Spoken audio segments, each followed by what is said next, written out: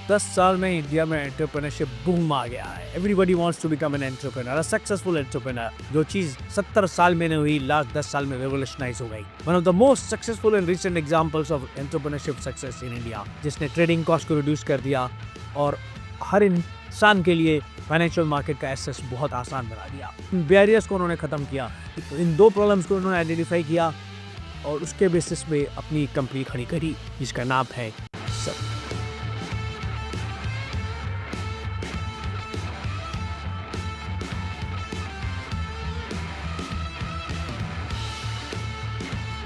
बस 10 साल में इंडिया में एंटरप्रेन्योरशिप बूम आ गया है। जिसको देखिए एंटरप्रेन्योरशिप बनने के होड़ में लग गया है। Everybody wants to become an entrepreneur, a successful entrepreneur. चाहे वो ज़ेरोदा हो, जोमैटो हो, स्विगी हो, बोट हो, शादी.com हो, मामा अर्थ हो, होड़ लग गई है बड़े बड़े entrepreneurs with platforms like Shark Tank. और बिजनेस कॉलेजेस में भी एंटरप्रेन्योरशिप के कोर्सेज स्टार्ट हो गए हैं। Entrepreneurship, venture capitalist, angel investors, हर नया स्टूडेंट आ रहा है, वो इन कोर्सेज को करना चाह रहा है, अपने स्किल्स को डेवलप करना चाह रहा है ताकि वो एंटरप्रेन्योर बन सके। जो चीज़ 70 साल में नहीं हुई, लास्ट 10 साल में रेवोल्यूशनाइज हो गई। मेरा ये वीडियो सक्सेस स्टोरी डिस्कस करेगा of two brothers who revolutionized the whole stockbroking industry by a company called Zerodha, one of the most successful and recent examples of entrepreneurship success in India. 2010 में start की भाई नितिन कामत और निखिल कामत।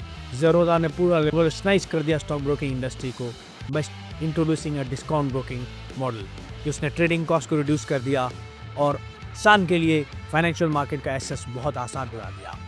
ये case study explore करेगा कैसे ज़ेरोदा ने जो short coming थी उसको अपॉर्चुनिटी बनाया और बिजनेस को स्केल कर लिया। I discuss it point wise. Number 1, identifying the opportunity. पहले इस प्रॉब्लम को आइडेंटिफाई करो। The Kamat brothers, both from a middle class background, were deeply interested in the stock market. Nitin 2006 से एक्टिवली ट्रेड कर रहे थे।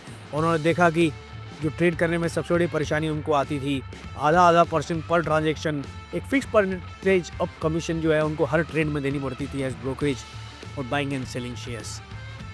इस प्रॉब्लम को उन्होंने आइडेंटिफाई किया और ये भी देखा कि काफ़ी सारे ब्रोकरेज हाउसेस टेक से भी नहीं थे गए।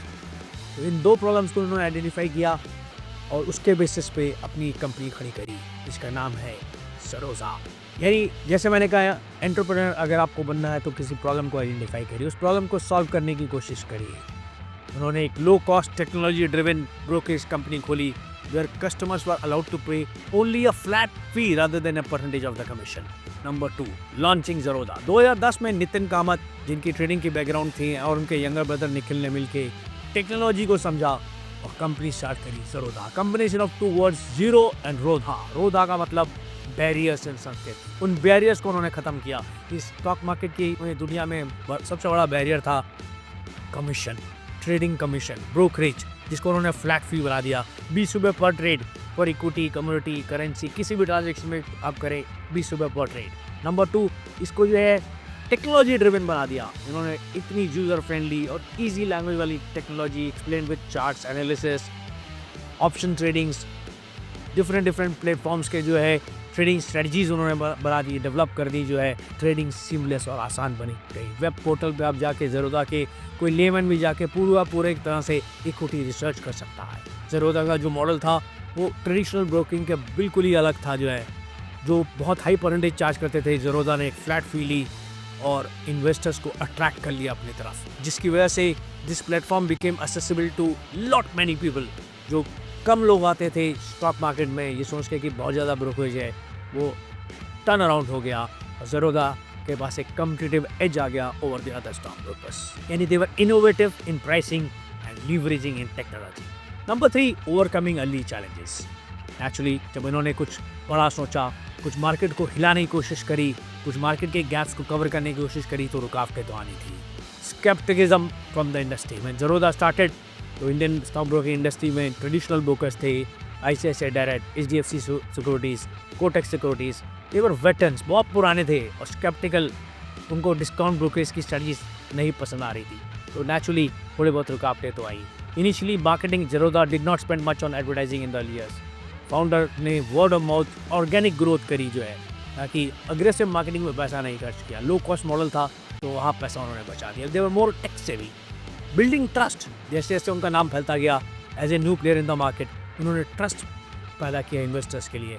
इन्वेस्टर्स उनकी तरफ उनके गुडविल की वजह से खींचे चले आए। Zerodha was more focused on customer satisfaction, building very strong relationship with its customers through regular engagement and content. Regular उनको मेल जाते थे, कोल्ड मेल जाते थे, रेगुलर इंटरेक्शन होता था उनका अपने कस्टमर्स के साथ, जिसकी वजह से लॉट ऑफ ट्रांसपेरेंसी और ट्रस्ट बिल्डअप हो गया। नंबर 4, scaling and growth.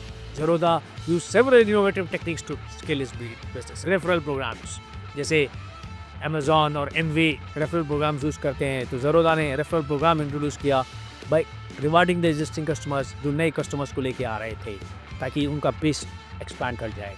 Educational content उन्होंने बहुत सारा डाला, जैसे मैंने कहा एक तरह से वर्सिटी बना दी, एक यूनिवर्सिटी की वर्सिटी बना दी, लर्निंग प्लेटफॉर्म, स्टॉक मार्केट के बेसिक्स, फंडामेंटल एनालिसिस के बेसिक, टेक्निकल एनालिसिस के बेसिक्स, ट्रेडिंग स्ट्रेटजीज के बेसिक्स, ऑप्शन ट्रेडिंग स्ट्रेटजीज के बेसिक्स, सब कुछ उन्होंने साइट पे डाल दिया।